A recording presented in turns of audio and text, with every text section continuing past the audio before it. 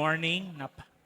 Good morning, good morning, good morning. Yan. Salamat sa praise and worship team. Palakpakan natin sila. Salamat sa mga songs na ating narinig today. Tayo po'y manalangin. Holy Spirit, good morning. We acknowledge your presence. We acknowledge your authority. We acknowledge you, Jesus, as our Redeemer, our Savior, the King of Kings and the Lord of Lords. And we acknowledge you, Father. Thank you for your unfailing love. Thank you for your unconditional love. And thank you, God, for the life. Thank you, Father, for your great provisions sa amin sa buong linggo. Thank you, God. And today, Lord, excited kami sa mensahe mo. Makinig kami, Lord. Matuto kami mula sa iyo. At kayo po ang magturo sa amin. Gamitin mo lamang po ako, Holy Spirit, para lamang maiparating ang iyong mensahe sa bawat isa sa amin. Salamat, Lord. Give us understanding. Give us humble heart. Give us teachable spirit. Para yung mga salita mo ay i-take namin ito, tanggapin namin ito, unawain namin ito mula sa gusto mo, sa pamamaraan na gusto mong ipaunawa sa amin. Father God, hawakan mo ang aming mga isip habang kami ay makinig sa iyo, sapagkat ang bawat salita na aming tanggapin mula sa iyo, ito ay buto na pwedeng tumubo sa aming pagkatao. And eventually, Lord, someday ay makita namin yung bunga nito sa buhay namin. Thank you, God. In Jesus' name we pray. Amen and amen. Sige po, tayo po ay makaupo at habang kayo po ay nasa inyong mga upuan, gusto kong maramdaman nyo na kayo ay relax sa inyong upuan. Kung kayo po ay medyo nasisikipan sa inyong upuan, pwede nyo po na i-move konti. Kung may mga gamit kayo sa inyong upuan, sa inyong laps, at nakaka-disturb sa inyo, pwede nyo pong ilagay sa isang bakanting upuan. Yan. Amen. Kung bakit ko sinasabi ito, dahil mahalaga na sa ating pakikinig ng salita ng Diyos ay walang mga bagay sa paligid natin ang pwedeng maka-disturb. Amen? Yung parang yung attention natin ay hindi maka-focus sa word ni Lord. Di ba? Kaya tingnan po natin kung yung bag mo or anumang bagay sa paligid mo ay nakakastorbo sa'yo, ilagay mo muna sa isang lugar para maging at peace ka sa pakikinig ng salita ng Diyos. Or kung kayo naman po ay pumunta dito, medyo hindi masyadong maganda yung gising mo. Amen? Meron kasi mga ganon, di ba? Yung pagising mo parang meron ka kaagad na narinig, meron ka kaagad na nabasa, o meron ka kaagad na nakita na medyo nakadistorbo ng iyong focus, ng iyong naka-affect sa iyong emotion. I-entrust mo muna yon kay Lord. Amen. O ibigay mo muna yon sa Lord, kay Lord. Hayaan mo muna yon sa kamay ng Panginoon. At alam naman natin, naniniwala tayo na ang lahat ay pwedeng kontrolin ng ating Panginoon. Amen ba? Lagi nating tanggapin at lagi nating unawain sa sarili natin na tayong mga tao ay hindi talaga natin hawak sometimes yung ating yung mga nangyayari sa ating paligid. Amen. Pero ang mahalaga ay ikaw bilang tao, dapat kontrolado mo ang iyong pag-iisip. Hindi mo man kontrolado ang mga tao sa paligid mo, hindi mo man kontrolado yung mga pangyayari sa paligid mo, pero kontrolin mo yung isip mo, yung emotion mo, kontrolin mo yung spirit mo para hindi iyan makabigay ng negative na effect sa iyo. Amen? Kasi sa huli, lahat ng ina-absorb natin, sa huli ay tayo din naman ang magbe-benefit nito. Kung ito ay maganda, positibo ang dating sa iyo. Kung ito ay negatibo, negative din yung dating sa iyo. Tayo pa rin ang maapektuhan. Amen?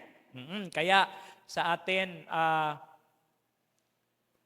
pinag-aaralan ko din, maging sa sarili ko din na lagi lang natin piliin yung maging masaya, piliin lang natin lagi yung maging at peace tayo sa mga bagay-bagay. Although hindi naman natin kontrolado ang lahat. At ang bagay na yon na hindi natin makontrol, ibigay natin sa kamay ng Diyos. Amen ba? Amen. Oo. Sige po. So punta po tayo sa mensahe ni Lord sa atin this morning. Ang message na ito ay napakahalaga sapagkat habang yung mundo natin ay lumalawak ang kaalaman ng mga tao, habang ang mundo natin ay mas lalong yung matalino, mas lalong nagiging matalino, yung marunong, mas lalong nagiging marunong, yung mga pinag-aralan o yung mga pwede nating matutunan ay mas lalong lumalawak. Mayroong magandang epekto, pero mayroon ding hindi magandang epekto sa tao. Kasi habang ang kaalaman ng tao ay lumalawak, kung hindi tayo mag-ingat ay pwedeng i-twist or baliin or sirain ng karunungan kung ano yung totoo. Amen? Kasi kapag ang tao ay lumalawak ang kanyang kaalaman, ay kaya niyang baliin at pwede niyang gawing mali yung tama. At pwedeng sa kanyang pag-iisip ay tanggapin na ang mali ay tama at ang tama ay mali. Amen. So, kung hindi tayo mag-iingat, ay baka one day ay ma-deceive tayo ng kaaway. Kasi sabi ng salita ng Panginoon ay pagdating ng panahon, maraming mga false teachers ang lalabas. Amen? Maraming mga false preachers. Teacher and then mga preachers like me, like ako bilang preacher. Pagdating ng panahon ay maraming mga false teachers, mga false preachers, mga false prophets. Maraming lalabas na ganyan.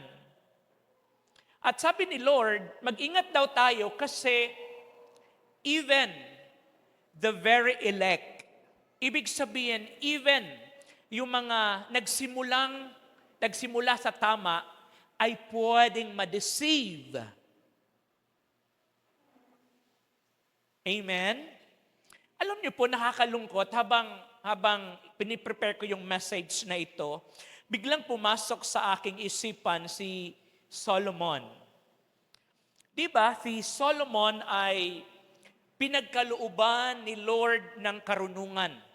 Sabi nga sa kasaysayan ng mundo ay wala pang tao na mas naging matalino kay Solomon.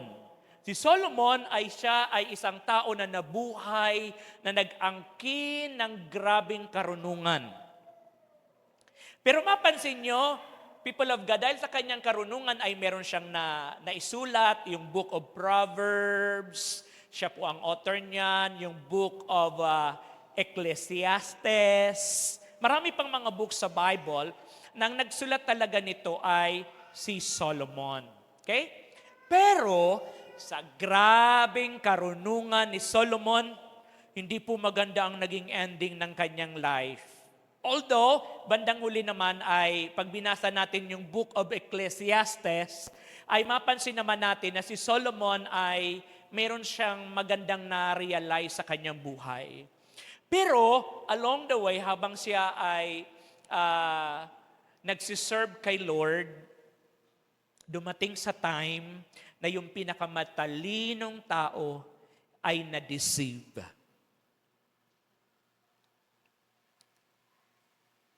Amen? Na-deceive siya, si Solomon. Kaya nga, nakakalungkot yung kwento ng kanyang buhay. Pwede na tama yung simula, pero hindi tama ang ending. Amen? Pwede na tama sa simula, pero kalagitnaan ay deceive. Ang salita ni Lord ay nagbibigay sa atin ng warning na mag-ingat because the very elect, one day, someday, ay aangat ang karunungan ng mundo at maraming mga tao ang gagawing baluktot, mali kung ano yung tama. At ang sinungaling at ang mga taong deceive ay mahirap silang itama kasi naniniwala na sila na kung ano ang kasinungalingan ay yun ang totoo. Amen? So, syempre, as pastor ng congregation na ito, ay gusto ko na yung pinaka-foundation ng ating pananampalataya ay dapat solid. Amen? Kaya this morning, ang message na isi-share ko sa inyo ay hindi lang kundi main doctrine ni Jesus Christ. Amen? Kasi mayroong mga religion na nagsasabi na, si Jesus, hindi naman talaga yan Diyos. Si Jesus naman ay tao yan. Pero sa atin, sa Bible, mabasa natin na, yes, siya ay 100% human, pero siya ay 100% God.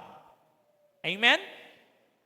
Ang kanyang pagiging human ay mayroong purpose kung bakit ito inalaw ng God the Father. So ngayong umaga, papatunayan ng salita ng Diyos sa bawat isa sa atin na si Jesus ay God. Hindi lamang siya Lord, kundi siya ay God. Amen? So, papatunayan po natin yan sa pamamagitan ng Word of God para pag may magsabi sa iyo someday, yung Diyos nyo, hindi naman yung Diyos. Kapag sinabi mo, hindi, Diyos yun, sabi ng pastor, mali na yun, sinabi pala ng pastor mo Diba? Sinabi ng Bible, huwag mong sabihin na Diyos siya kasi yun ang sabi ni pastor. No, Diyos siya kasi yun ang sabi ng Bible. Amen? Oo. Hindi ko ito binubuksan or tinuturo sa inyo para makipagdebate. No, hindi po yan ang spirit natin. Ang spirit natin ay hindi para makipag-away. Ang spirit natin ay para magmahal ng tao. Amen po ba? Para umunawa ng tao sa wala pa doon sa iyong naunawaan. Amen. So, kapag naging marunong ka, huwag kang makipagdebate. Amen? Sapagkat ang kaligtasan ay hindi nakukuha sa pagpapanalo mo sa debate. Ang kaligtasan ay nakuha mo sa pagtanggap mo kay Jesus. Amen? So, ang title ng message natin today, Jesus Christ is God.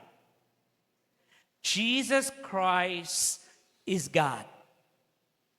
Hindi lamang siya Lord, Jesus Christ is God. Amen. So, gusto kong basahin sa inyo yung John 1, verse 1 hanggang 2. Then, from verse 2, talon tayo sa John 14, verse 14. Pero same chapter. John chapter 1, verse 1. John chapter 1, verse 2. John chapter 1, verse 14. Okay, basahin po muna natin yung verse 1. In the beginning, the Word already existed. The Word was with God. And the Word was God. Amen. Sa panimula pa lang, ang salita ay nandun na. Nag-exist na. Amen? Sa panimula pa lang, ang salita ay nasa Diyos na. O, sa Diyos na. Okay? Then, and the Word was God. And ang salita ay Diyos. Amen. Verse 2. He existed in the beginning with God. Verse 14. So, the Word, take note dyan, people of God, So, the Word became human. Sabihin mo nga, human. Yan. So, the Word became human and made His home among us. Sino ang tinutukoy dyan? Amen? He. Hindi po bagay, kundi person ang tinutukoy. Amen? So, He is God. Amen? He is God the Son. Period. Palakpakan natin si Lord sa bagay na yan. Amen? And, verse 14, balikan po lang natin uli. So the Word, tumalun po pala ako, sorry. So balikan natin. So the Word became human and made Him home among us. Then, He was full. Sabihin mo nga, full. He was full of unfailing love and faithfulness. And we have seen His glory, the glory of the Father's one and only Son. Palakpak yan kay Lord. Hallelujah. So, itong mga verses na binasa ko sa inyo ngayon ay kailangan nating himay-himayin para makita natin kung sino nga ba talaga ang tinutukoy, although maliwanag naman kanina. So, the Bible, people of God, ay yung purpose kung bakit isinulat ang Biblia ay para sa redemption ng tao. Amen? So, from Genesis to Revelation, ang pinakaplano ng Diyos kung bakit gumamit siya ng tinatawag na Biblia ay para sa tao. Amen? Para sa tao, para sa kaligtasan ng tao, at para malaman ng tao na mayroong isang Diyos. Amen. Then, people of God, sa araw na ito, sa umagang ito, ay kailangan nating i-establish yung ating pananampalataya sa isang Diyos. Amen? Sa isang Diyos na walang iba kundi ang ating Panginoon. So, sa ating paniniwala, dapat maliwanag sa ating isipan, sa ating espiritu, na ang ating Diyos, ang Panginoong Jesus, ay Diyos talaga siya. Amen? Siya talaga ay Diyos. Kasi minsan, ang understanding natin, si Jesus Christ ay nabuhay lang siya sa panahon nung siya ay lumabas sa womb ng kanyang mother na walang iba kundi si Mary. People of God, si Mary ay hindi siya mother ng God. Amen. Sapagkat si Mary, mother siya ni Jesus Christ nung siya'y nagkatawang tao. Pero, bago si Mary, si Jesus Christ ay existed na doon sa heaven. Amen po ba? Si Jesus Christ ay nandun na sa heaven. Pag inunawa mo ng parang maglikot-likot pa yung isip natin, parang ang hirap talaga maintindihan kasi paano yung si Jesus Christ nasa heaven na tapos naging baby dun sa womb ni Mary. yung mga bagay na ito ay hindi na natin ito uungkatin kasi pag inungkat pa natin, kapag silent yung Bible, silent na tayo doon. Amen ba? Ibig sabihin, ang anumang bagay na hindi minensyon sa Bible, wag nating sikaping unawain at ungkatin at bigyan natin ng sariling kahulugan kasi doon tayo maliligaw. Amen po ba? So kung ano lang yung sinasabi ng salita ng Panginoon. So kung paano naging baby si Jesus Christ, trabaho na ni Lord yon. Amen. Pagdating natin sa heaven, kulitin mo na lang si Lord. Amen. Sabihin mo, Lord, paunawa mo to sa amin. Okay? So, ang mahalaga, people of God, ay si Jesus ay Diyos. So, balikan natin. In the beginning, the Word, balikan natin yung verse. Okay. In the beginning, the Word already existed. The Word was with God. Tutok lang kayo doon sa Word. Word. Word. Okay? And the Word was God. Verse 2. He existed in the beginning with God. Ando na si God, ando na rin siya. Amen. And then, mas maliwanag pagdating sa verse 14. The first word is saw. Amen? Saw, the Word became human. Palapakan natin si Lord dyan. So, the Word became human. Sino ba ang naging human? Nakasama na ng Diyos in the beginning. Di ba? So the Word became human and made His home among us. He was full of unfailing love and faithfulness, and we have seen His glory, the glory of the Father's one and only Son. Kanino ba nakita ng mga tao sa mundong ito yung glory, yung faithfulness, the unfailing love of God the Father? Kanino nakita ng mga taong dito sa mundo? Kay Jesus Christ. Hallelujah. Palakpakan natin yon. Because Jesus Christ is the Emmanuel. Emmanuel, ibig sabihin, the presence of God ay nagdwell dito sa world. Sino ang nagkatawang tao? Sino yung salita na tinutukoy dito, people of God? Kaya aalamin natin yan. So, John 10:30. Ano sabi ni Jesus Christ? Si Jesus Christ mismo ang nag-claim. John 10:30. I. Sino nagsasalita? Si Jesus. I and my Father are one.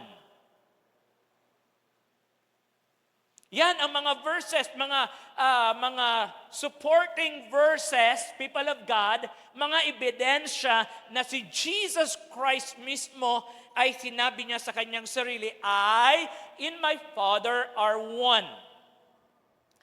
John 8:58, verily I tell you, Jesus answered, before Abraham was born, I am. Si Jesus Christ pinanganak doon sa book of Matthew. Si Abraham pinanganak doon sa Genesis. Amen? Pero ang sabi ni Jesus Christ, bago ipanganak si Abraham, ako na. Ay panganak na ako. Amen? Ando na siya. Ibig sabihin. In John 1:1, in the beginning was the Word, already existed, and the Word was with God, and the Word was God. Mga anak, i-note niyo yan. Ito kasi yung pinaka-foundation ng ating pananampalataya. Na tunay na si Jesus ay Diyos. So, build the foundation of your faith and these truths to to avoid being deceived. Para hindi tayo ma-deceive. Kapag may magsabi, kasi people of God, sabi ng Bible, pagdating ng panahon, marami ang magpapakilala na siya ay si Jesus. At marami mga tao ang magsasabi na, halika, sumama ka sa akin, andun si Jesus. Hindi lang po yun. Pagdating ng panahon, yung magsasabi na siya ay Diyos, gagawin din niya yung mga miracles na ginawa ni Jesus Christ sa Bible. Bubuhay din siya ng patay. Marami din siyang mga miracles na gagawin. But take note, people of God, hindi yun si Jesus Christ. Dahil si Jesus Christ, our God, ay hindi na muling bababa dito sa earth. Bababa lamang siya sa panahon na siya ay maghahari na. Pero sa panahon ng rapture, hindi niya itutungtong ang kanyang paa dito sa earth. Makikita lamang siya ng buong sangkatauhan sa alapaap. Masasaksiyan. That's why, people of God, yung pag-angat ng ating technology ay may kinalaman sa preparation ng pagdating ni Jesus Christ as God. Kasi ang sabi, masasaksihan ng lahat. Paano masasaksihan ng lahat? People of God, ngayon, all the cell phones, mayroong camera. Ngayon, lahat ng mga cellphones ay makita mo na kung ano ang mga nangyayari sa paligid. Hindi mo na kailangan pumunta ng US para makita mo kung ano ang US. Amen? Hindi mo na kailangan pumunta ng Hawaii para makita mo kung ano ang mga pasyalan sa Hawaii. Pwede na, nasa cellphone mo na. Ang pag-angat ng technology ay preparation ng pagdating ni Jesus Christ as God. Hallelujah. Palakpakan natin si Lord for that. Hallelujah. People of God, hindi tayo pwedeng ma-deceive. Hindi tayo pwedeng ma-deceive. Not all the time na tayo ay magkakasama. Not all the time na kayo ay nandito sa church. Not all the time na ang church na ito ay si Pastor Alam Pastor. Not all the time, people of God. One day, someday, di natin alam kung anong plano ni Lord. Baka dalhin ka ni Lord doon, dalhin ka ni Lord doon, kung saan tayo. But people of God, kahit saan ka makarating, lagi mong ilagay sa isipan mo na ang Jesus na yung tinanggap ay hindi lamang siya Lord of your life, kundi siya ay God of your life. Amen. So, number 1, build the foundation of your faith and these truths to avoid being deceived. Number 1, Jesus Christ was the Word. Jesus Christ was the Word. In the beginning, the Word already existed. Balikan natin ang creation. Ang creation, sa book of Genesis, ang ginamit ay Word. Sabihin mo nga, Word. Sabi ni God, magkaroon ng lupa, magkaroon ng langit, magkaroon ng ganito. Lahat ng ginamit ng God the Father ay Word. Sa time ng creation, ando na si Jesus Christ. Si Jesus Christ that time is the Word. Hallelujah. Amen? Sa creation pa lang, si Jesus ay nasa presence ng God the Father.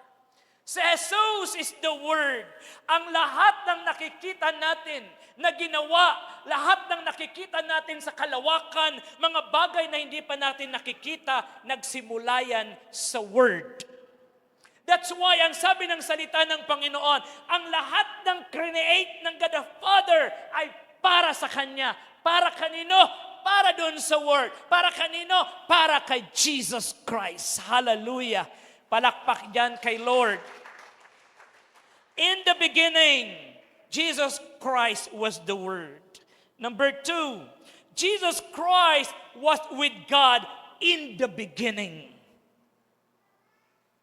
Amen. Kaya si Jesus Christ, 30 years lang na nagstay dito sa earth. Amen. Pagkatapos ng 30 years here on earth, siya ay bumalik kung nasaan siya. At kanino siya bumalik? Sa Father. Sa God the Father. Ang sabi ng salita ni Lord, sabi ng Biblia, si Jesus Christ ay nakaupo sa kanan ng Ama. Wow! Hallelujah! Because He is God. And number 3, Jesus Christ is God. Jesus Christ was with God in the beginning. Number 3, Jesus Christ is God. Same verse. In the beginning, the Word already existed. The Word was with God. And the Word was God. Hallelujah. The Word was God. So si Jesus Christ ay God. Yan po ay katotohanan na hindi mo po pwedeng ipanakaw kanino man. Hallelujah. So siya po ay Diyos. And then verse 4, point number 4, ano ang sabi doon? Jesus Christ became human.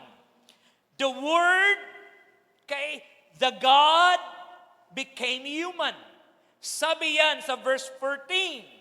So, the Word became human.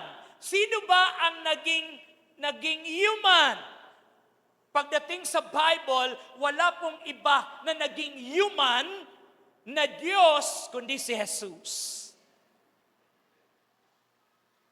Kaya people of God, napakaliwanag sa sikat ng araw, mas maliwanag. Kaya people of God, pagdating ng panahon, di ba ang sabi ng salita ng Diyos, dinudugtong ko lang people of God, di ba mayroon tinatawag na rapture time? Amen? Naniniwala kayo sa rapture time? Yan ang pinakamasaya na event sa mga believers, yung rapture time. Pero alam naman natin din ang katotohanan na sa rapture time ay merong maiiwan. Ako, pakikalabit yung katabi mo, huwag kang pumayag. Sa rapture time ay meron pong maiiwan. Ala, huwag kayong matakot. Kasi ang kailangan mo lang naman, establish mo yung faith mo kay Lord. Amen? Establish mo yung faith kay Lord. Pero ang sabi ng salita ni Lord, meron talagang maiiwan. Yung maiiwan, yan ang haharap sa matinding challenge. Ng ano? Kasi pagka after rapture time, people of God, magpapakilala yung Antichrist. I-introduce niya. Yung Antichrist, hindi po yung spirit. Yung Antichrist ay nasa human form. Human siya, leader siya. Magpapakilala siya, i-introduce niya ang kanyang sarili.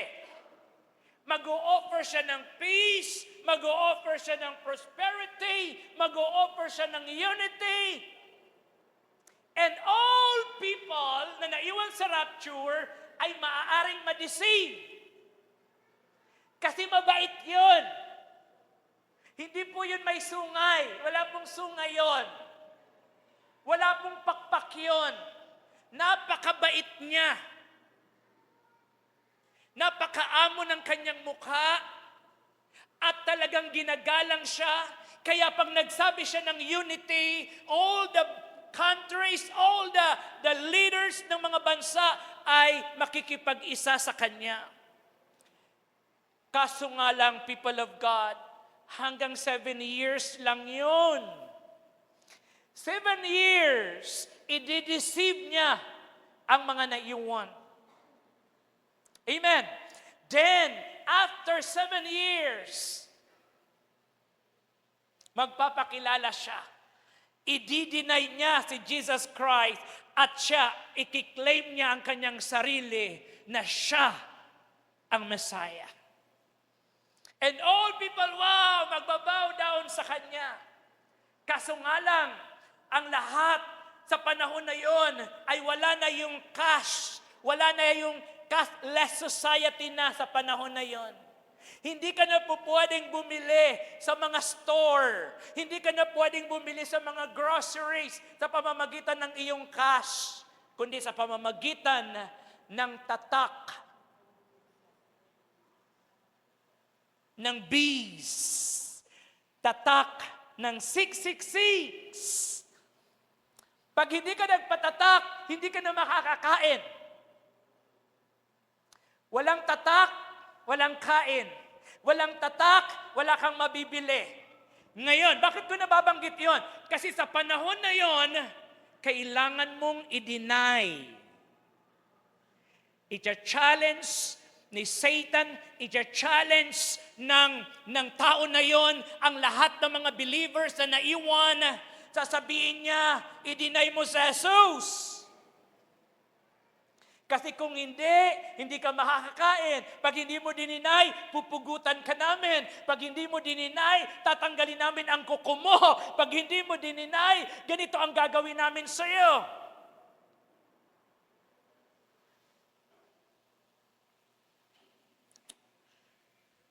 Grabe. Sabihin mo sa katabi mo, handa ka na ba? So, people of God,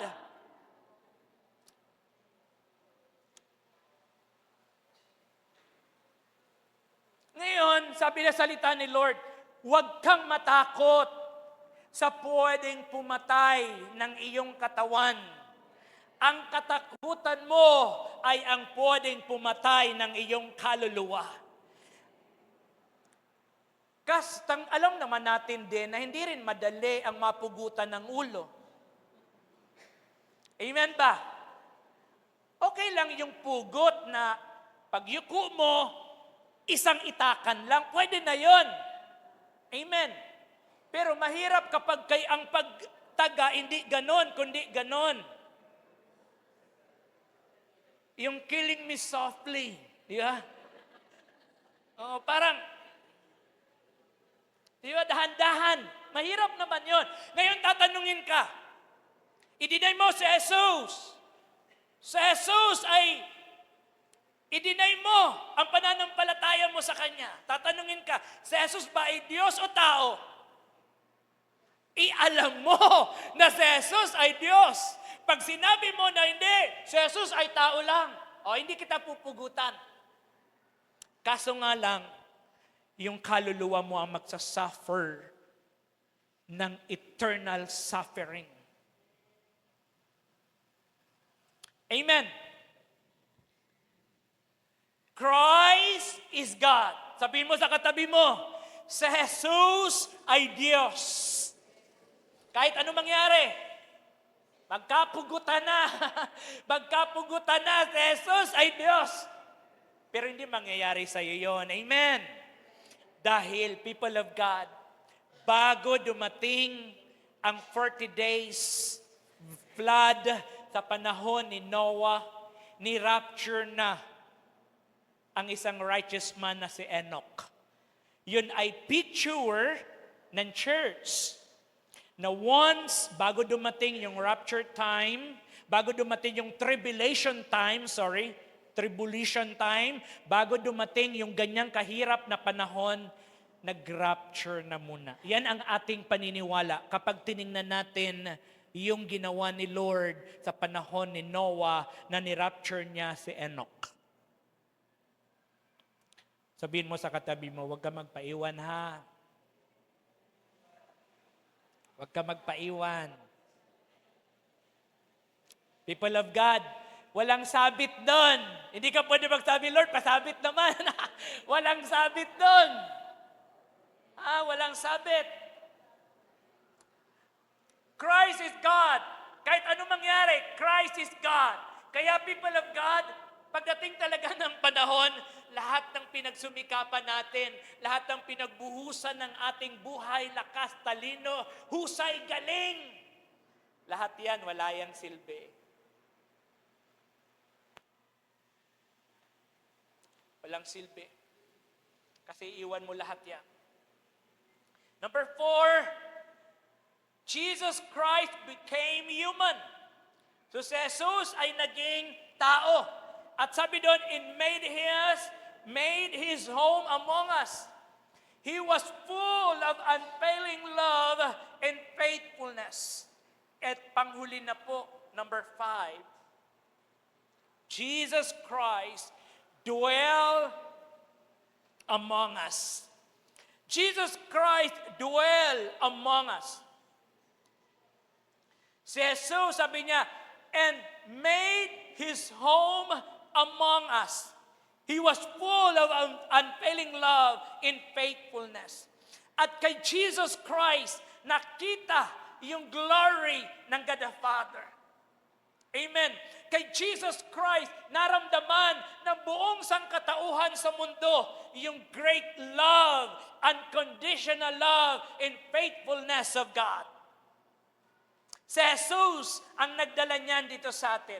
Ngayon, people of God, ang tanong, do we all believe that Jesus Christ is God? Lahat ba tayo ay naniniwala na si Jesus ay Diyos? Make sure you already have accepted Jesus Christ as your Lord and Savior. Sapagkat sabi sa John 1:12, John 1:12, but to all who believe Him and accepted Him, He gave the right to become children of God. People of God, maliwanag. Para maging anak ka ng Diyos, you believe in Him. Sino yung Him? Si Jesus Christ. Hindi ka lamang dapat mag-believe, dapat mag-accept ka. Accepted Him. So, sino ang i-accept? Si Jesus Christ. Pag si Jesus Christ ay pinaniwalaan mo, hindi tuldok doon.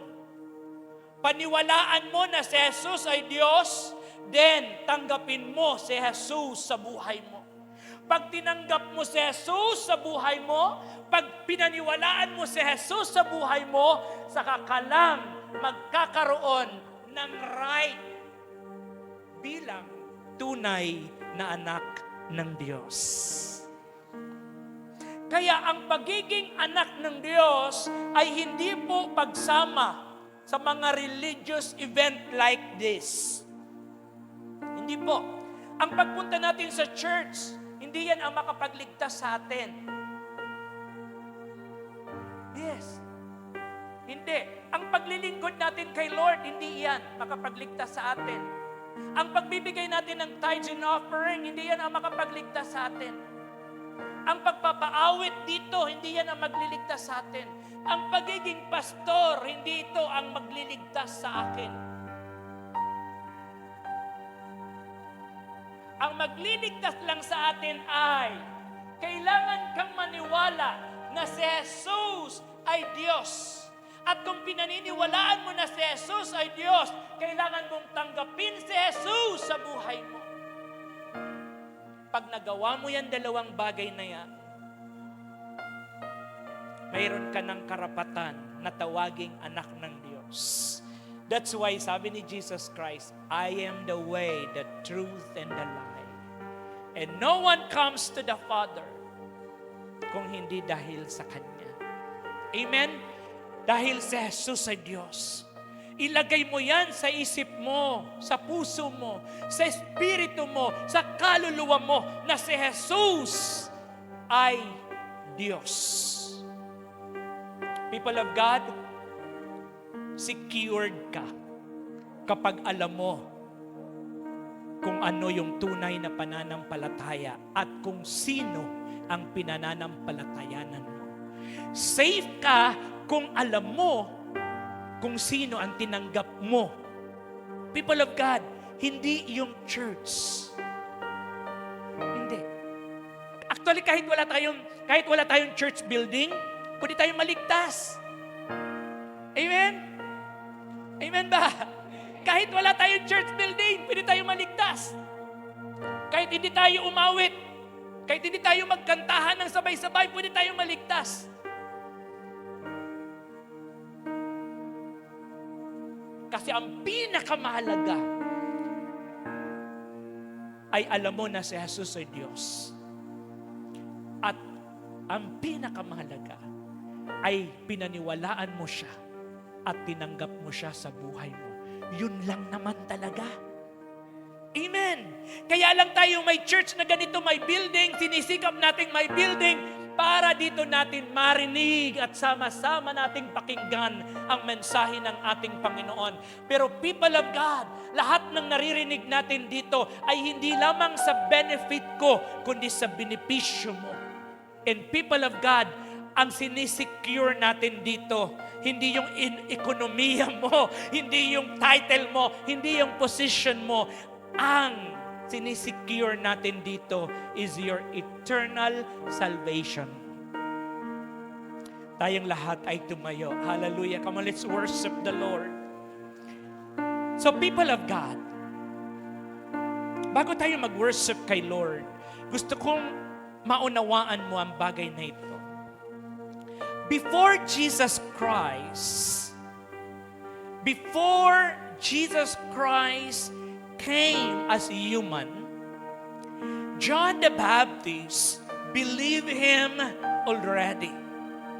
He was the first believer of Jesus Christ. Alam niyo, people of God, grabe itong si John the Baptist.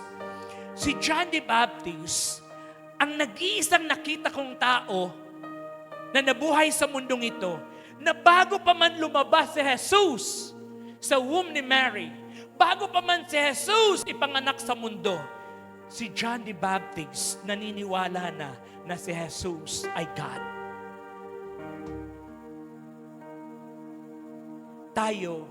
Kaya tayo naniniwala ngayon kasi meron na tayong Bible. Amen? Meron ng Word of God. And people of God, John the Baptist believed that Jesus Christ is God.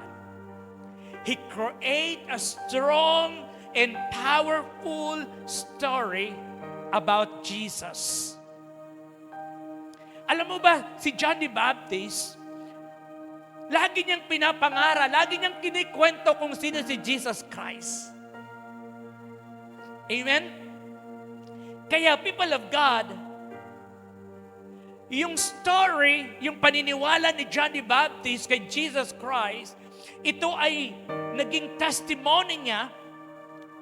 Then, because of his testimony, ang daming mga tao sa Israel ang na-revive yung kanilang spirituality. Sa John chapter 1 verses 40 to 49, na-mention doon yung mga names ng mga disciples ni Jesus Christ. And people of God, John the Baptist, ang ibig sabihin ng pangalan John the Baptist, the forerunner. Sa Filipino ay nangunguna. Bago pa man si Jesus Christ, si John the Baptist, ang kanyang bukang bibig ay si Jesus. Amen? Siya yung nanguna. Today, people of God, Jesus Christ is looking for the next forerunner, bringing the message that Jesus Christ is God, the Savior and Lord. Today, people of God, ang mensaheng ito, ikalat mo. Ipagsabi natin na si Jesus ay tunay na Diyos at hindi lamang siya ordinaryong tao. Si Jesus, bago pa man ipinanganak, ay nandun na, nabuhay na, kasama sa creation. Si Jesus ay tunay na Diyos. Kung mauunawaan ng mundong ito na si Jesus ang tunay na Diyos, lahat ng tao ay dapat tanggapin si Jesus. Dahil si Jesus ang ating tagapagligtas. Palakpakan natin si Lord for that. Hallelujah. Today, naghahanap si Jesus ng forerunner. Naghahanap si Jesus Christ ng mangunguna, mga labi na willing na pagsigawan na si Jesus ay Diyos. Si Jesus ay tagapagligtas. Si Jesus ang kailangan ng mundong ito. Father God, we thank you for your words. One day, someday, God, yung reality ng aming buhay, lahat ng bagay na pinagsumikapan namin ay aming maiiwan. Lord, ang pinakamahalaga sa amin ay alam namin kung saan nakatanim ang aming pananampalataya at kung kanino nakalagak ang aming kaluluwa. People of God, today, evaluate yourself. I-evaluate mo yung sarili mo. Baka yung pananampalataya mo ay nakalagak sa leader, sa pastor, sa pangalan ng church, sa iyong team. No. Hindi po. Dapat yung pananampalataya mo ay nakalagak sa pangalang Jesus na Diyos, tagapagligtas ng ating kaluluwa. Today, sama-sama nating itaas ang pangalan na nag-iisang Diyos na nagkatawang tao na walang iba kundi si Jesus. Come on, let's worship the Lord. Hallelujah.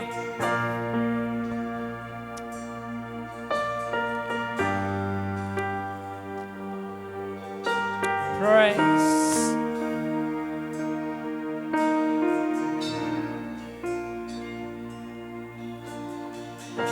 Habang hindi karapat-dapat pagkukulan ng hapag at wagas mong pagsinta. Habang walang kakayanang masuklian ka ng mabuti sa lahat mong ginawa. Habang hindi karapat-dapat pagkukulan ng pag at wagas mong pagsinta. Habang walang kakayanang masuklian ka ng mabuti sa lahat mong ginawa.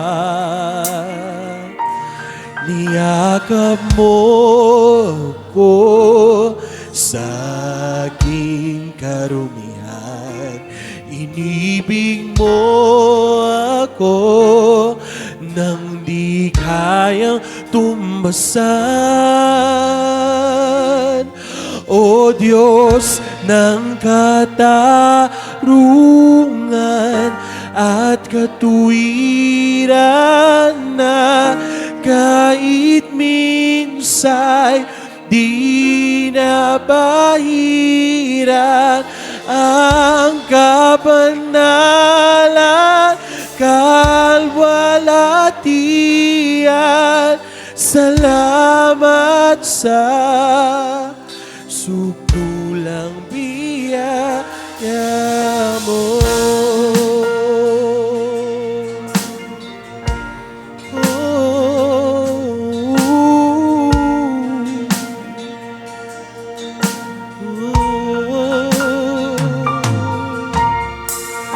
Ang walang sala walang manunubos ang umako ng Praise God. parusang Yes. nararapat sa akin. Anong habag sa tulad ko'y igawad ang iyong katwiran at ako'y patawarin. Niyakap mo ako sa aking karumihan. Inibig mo ako nang di kayang tumbasan. Niyakap mo ako sa aking karumihan. Inibig mo ako nang di kayang tumbasan. O Diyos ng katarungan at katuwiran na kahit minsan di nabairan ang kabanalan, kalwalhatian. Salamat sa sukdulang biyaya mo, O Diyos ng pag-ibig na mas malawak pa kaysa aking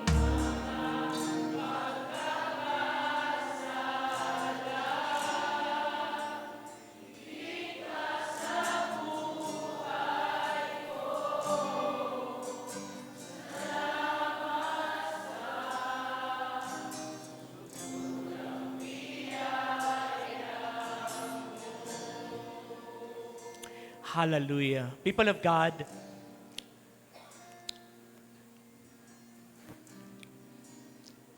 para sa akin, as preacher, pinagkatiwalaan ni Lord ng mensahe this morning.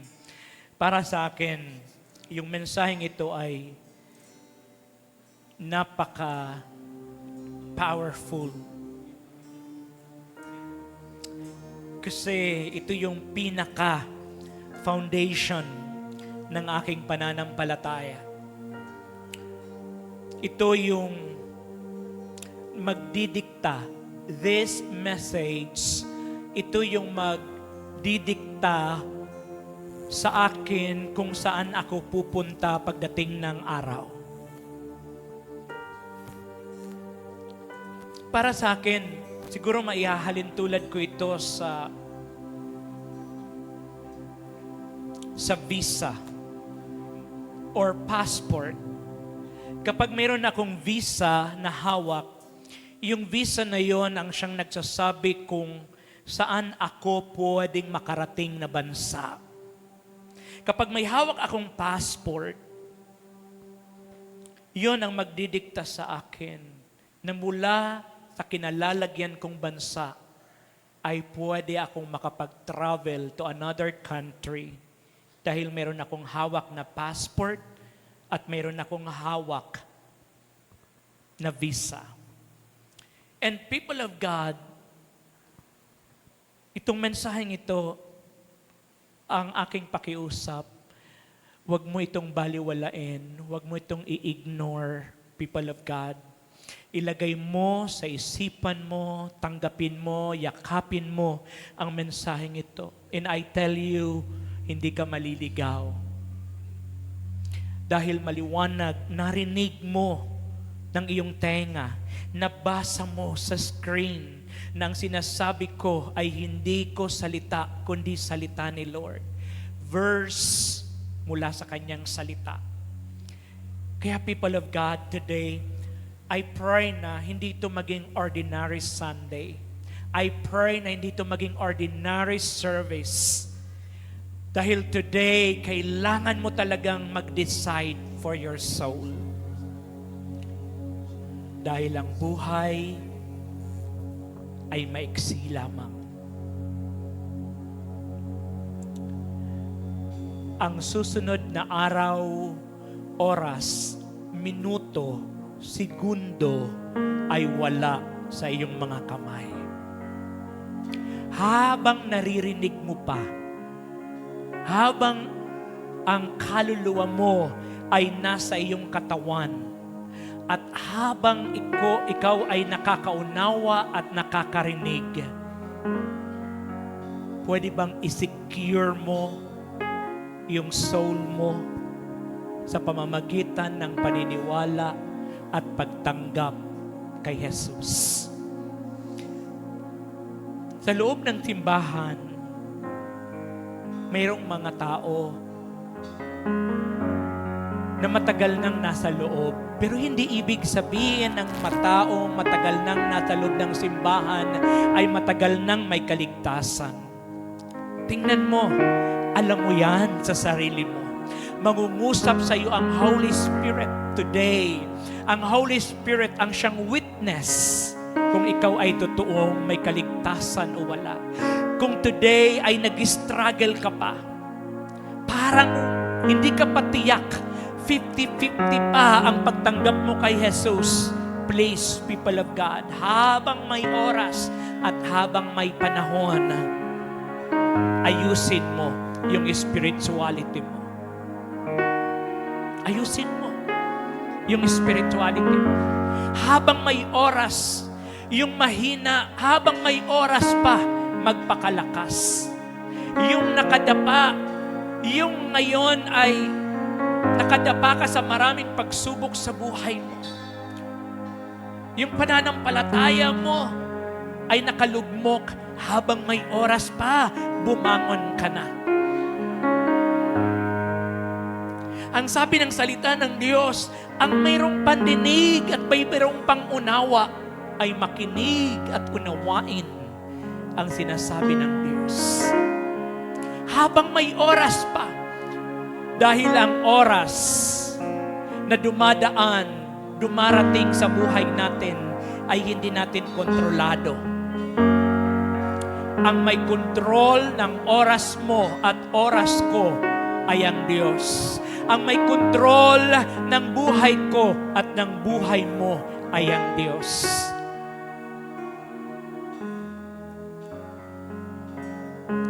People of God, many years, many Sunday ang dumadaan sa buhay natin. Pag nag-worship tayo kay Lord, parang napaka-ordinary God niya. Parang pag nag-worship tayo kay Lord, parang hirap tayong itaas yung kamay. Parang nag-iisip tayo kung ano yung iisipin ng mga tao sa paligid natin. Pwede ba that today, gawin mong extraordinary yung Sunday na ito?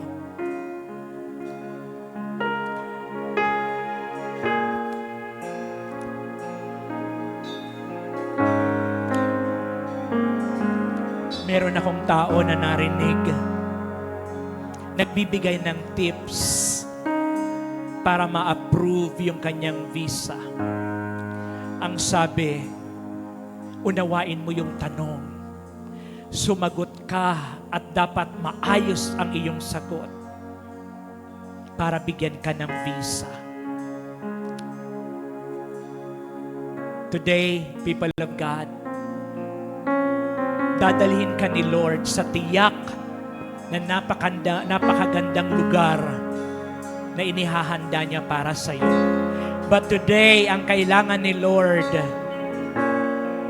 ay isang totoo na puso na naniniwala at tumatanggap sa Kanya. And today, people of God, i-challenge kita.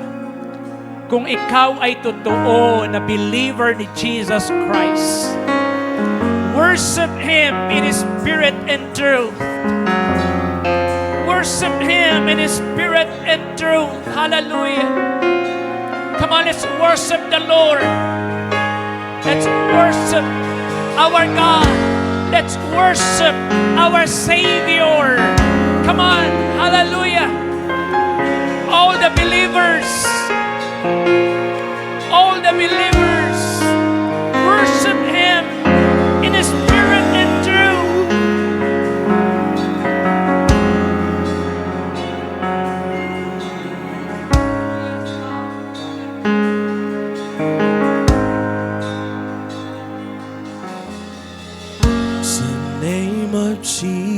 is greater.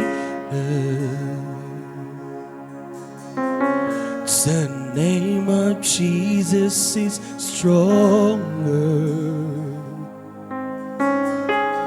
The name of Jesus is high above all things.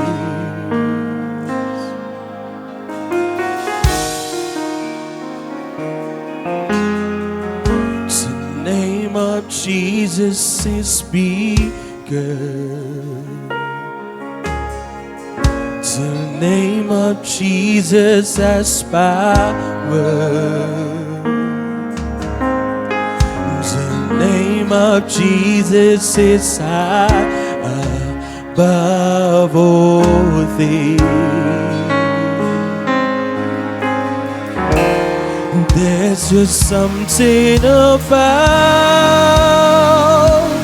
the name of Jesus. There's just something about the name of Jesus.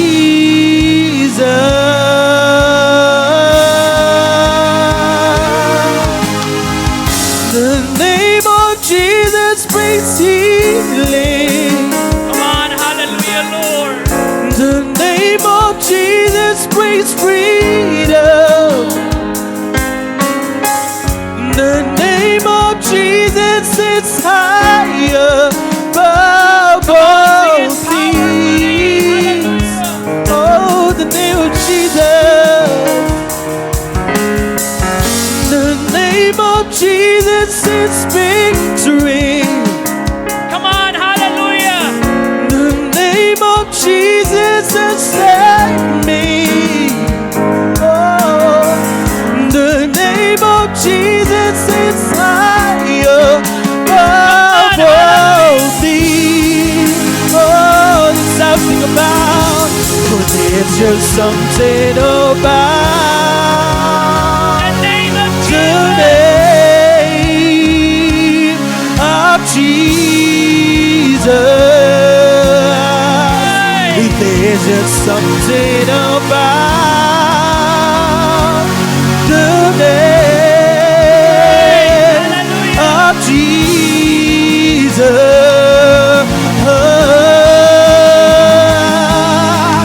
Jesus, name above all names.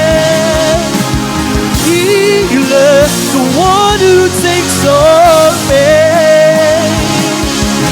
A Savior, risen from the grave. Come on, Your Jesus. name is Jesus, Lord over all. Jesus, name above all names. Oh, healer, the one who takes all pain. Oh, Savior, risen from the grave, 'cause your name is Jesus, Lord. Oh, Jesus, name above all names. Oh, healer, the one who takes all pain. The Savior, risen from the grave. Your name is Jesus, Lord. Jesus, Jesus, Jesus. No other name like Jesus. Oh, Jesus. Jesus, no other name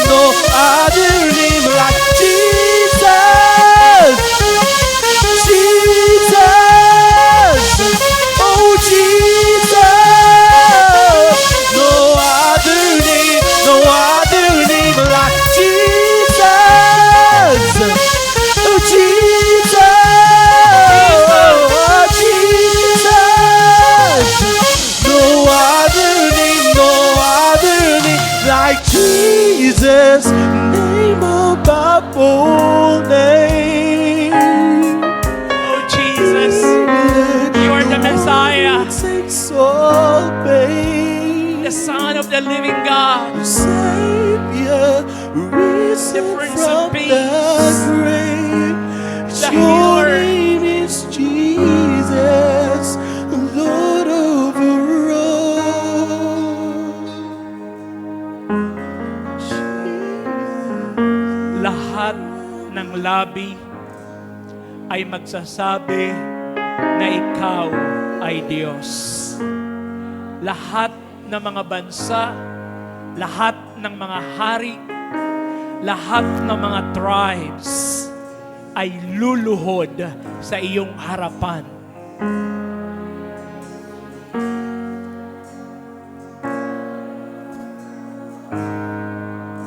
Ang pangalan mo, Panginoong Yesus, ang nag-iisang Diyos, tagapagligtas ng aming kaluluwa. Diyos naming paglilingkuran, Diyos naming pagsisigawan, Diyos na lagi naming ibabahagi sa iba, Diyos na paglalaanan ng aming lakas, Diyos na paglalaanan ng aming puso. Panginoong Yesus, mamahalin ka namin, paglilingkuran ka namin. Hallelujah! Buong puso, buong lakas, buong kaluluwa, at buong pag-iisip. Panginoong Yesus, sa lugar na ito, wala kaming ibang itataas, Panginoon. Hindi ang pangalan ng simbahan, hindi ang pangalan ng mga leader, hindi ang pangalan ng mga pastor. Lord, nag-iisang pangalan lamang ang aming pagsisigawan, O Diyos. At isang pangalan lamang ang aming pupurihin, Panginoon. Hallelujah! Kaya today, I declare that Jesus Christ is Lord over your life, over your family, over your finance, over your health. Hallelujah! Jesus Christ is Lord over your business. Jesus Christ is Lord over your family, your home, your finance, your health. Jesus Christ Jesus, is Lord. above all names. Healer, the one who takes all pain. Savior, risen from the grave. 'Cause your name is Jesus, Lord over all. Oh, Jesus, name above all names. Healer, the one who takes all pain.